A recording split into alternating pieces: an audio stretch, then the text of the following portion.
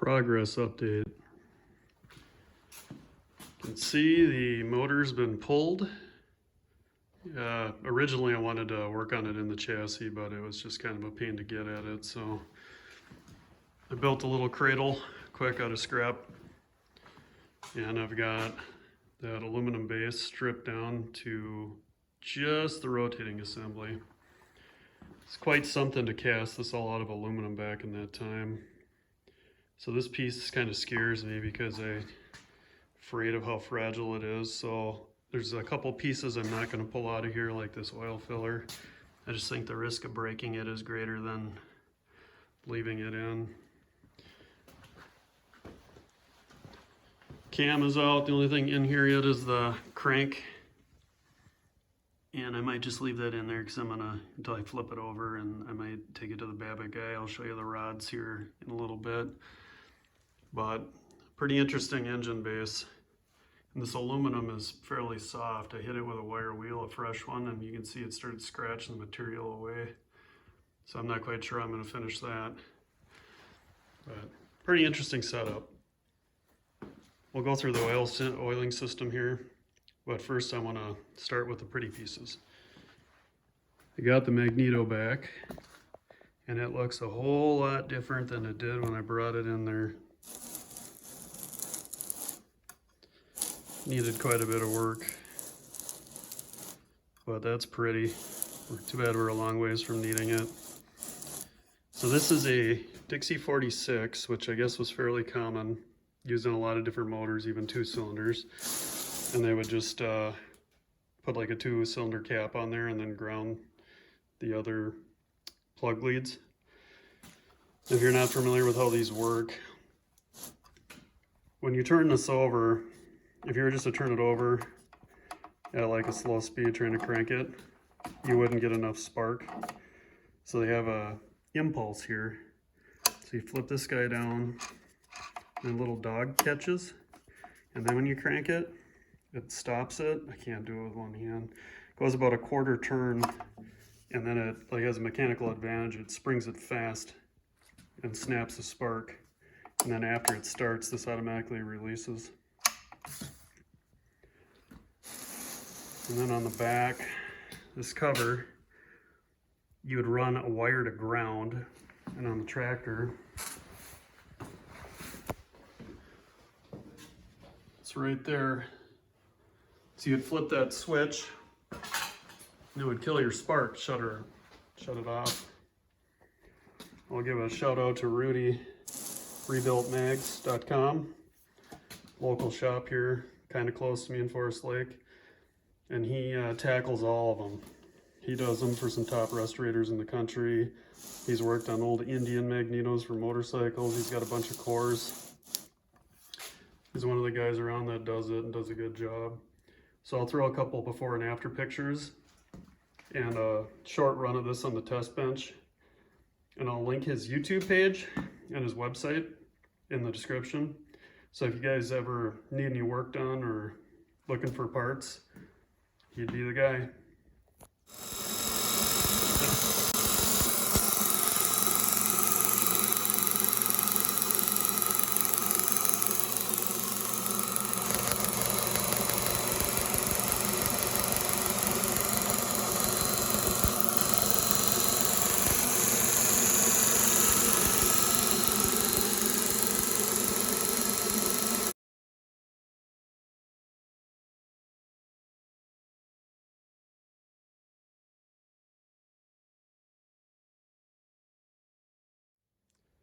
So here are the connecting rods. You can see comparison to a hammer here, how big they are for a 16 horse motor. So number 4, I'm kind of, well, it's bad news, but I'm relieved to figure out what all these pieces were in the pan I was coming across, chunks of metal. So this bearing is toast. You can see that's all chipping away. You can see there's a screw in there. That's what's sticking out the back of these, is the screw that hold the Babbitt in. If you're not familiar how Babbitt bearings are made, they're like a metal alloy. I don't know if they use zinc, tin, lead, there's different mixes, and then they pour a shell, and then they shape it with a file. And then when they put these caps on, they put shims in there, and they're all different sizes, a couple thou, maybe 3 thou. And as the babbitt wears, you can pull shims out and tighten them up, so you don't have to do like re-pour them all the time. And this one was just destroyed. You can see the pieces coming apart. So needless to say, these are all gonna get redone. And it's kind of interesting, I don't know if they did them at different times, but you can see the different flecks in this one. And then how this one's smooth, so they all need to be redone. But what's kind of interesting on the oiling system, see that scooper? That would face in the oil pan, so you want the opening there, and then there's a hole in the bottom of the cap, and it pushes oil up through those reliefs somebody cut. And I mean, it, like going back to this one, looks like somebody just scraped it with a Dremel and a little bit or something. Looks pretty homemade. And then these look like they're more professionally cut in. So those got to be done. But how it worked in this oil pan, it's about the heaviest oil pan I've ever taken off of anything. It's all cast. So it weighs about as much as a bag of softener salt. These dippers would hit in these pans, or these trays. You can see that there's 4 oil trays. I should say those dippers slash splashers face the rotation of the engine so that they always sling it up, and then it would hit the cam system as well. So how it would work then, if you see through the crack there, there's a screen, and then there's an oil pump that has like a slip drive that comes down from the back of the block, and it just has a piece of copper. And that copper comes through, and there's holes in it, and it just keeps refilling these dipper pans. You can see the professional crimp on the end of that one. So that was as far as the pressurized oiling goes, it would just draw to the bottom and keep refilling the trays.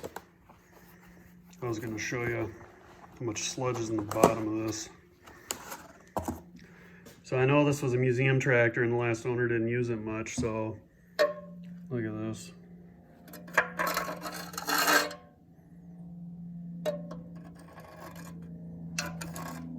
I don't know if that grunge goes all the way back to the days when this was back in service. There was a lot of sand and just grit in here, but the sludge in here is like a ½ inch thick. It's pretty bad. So going back to the drive, this piece, so you could drop the pan without a lot of disassembly, just had like a slot in it, and it'd fit down on top of the oil pump drive and spin. You can hear it sucking. And this piece just had bevel gears that were driven off the back of the cam. And then the cam slid in, and it used this bronze housing as its rear bearing. So this piece slid in here, cam butted up into that bevel gear, spun it.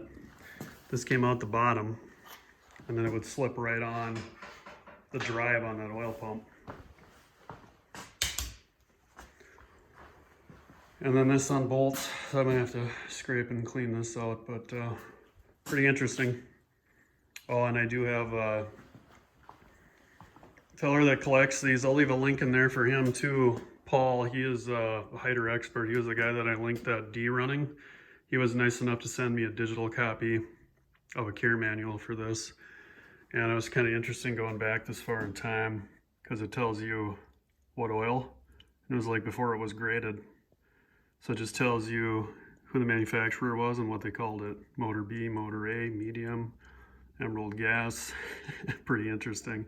The other thing I found kind of funny was, if you see right here, It is advisable in the case of a tractor motor to change the oil completely about every 2 days. Crazy. It's also got instructions on how to shim your bearings.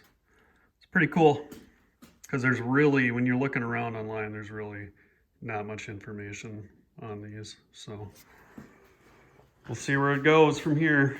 I want to get into the main bearings, and I think I'm going to go visit the Babbitt fella, and we'll see where the costs go. Till next time.